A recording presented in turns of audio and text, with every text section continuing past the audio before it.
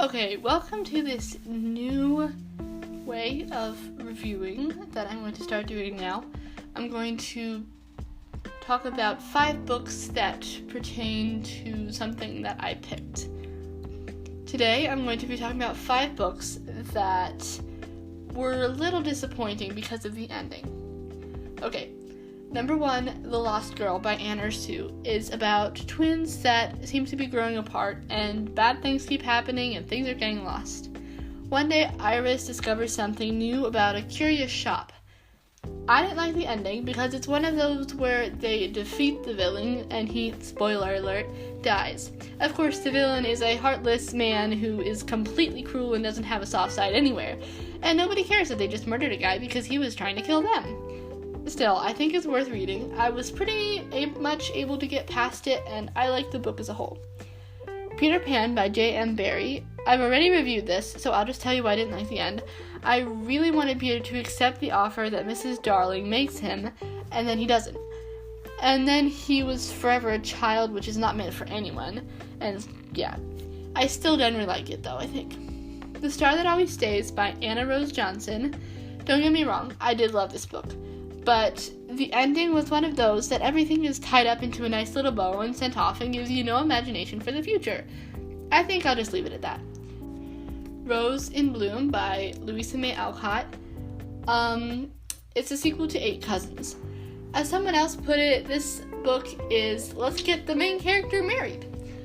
I originally shipped her with the guy she ends up marrying, but then I kind of liked the other guy that she doesn't end up marrying. I'm not gonna spoil anything here.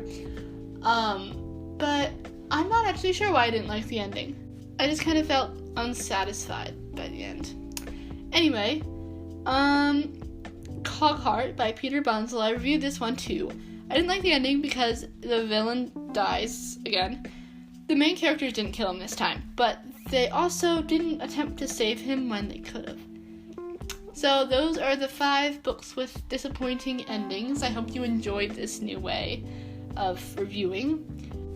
Now we're going to talk about why books have disappointing endings. I think there are different ways of endings disappointing you. One way, I was talking with my cousin about this, she said that it disappointed her when something happened at the end of the series that made her look at the former books in a different way. Another way is something at the end of a book that you like the beginning of, and it they do something that you don't agree with or that makes you mad at the main character. Another way is if the ending just feels hurried and wrapped up too fast,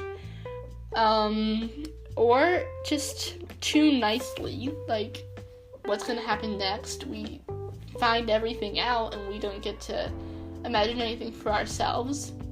I like it when the author lets you figure out what's going to happen next on your own, or just, yeah. I think that's what we're going to be talking about next time. Books that don't tell you everything and give you a little scope for the imagination that actually makes me like the book better.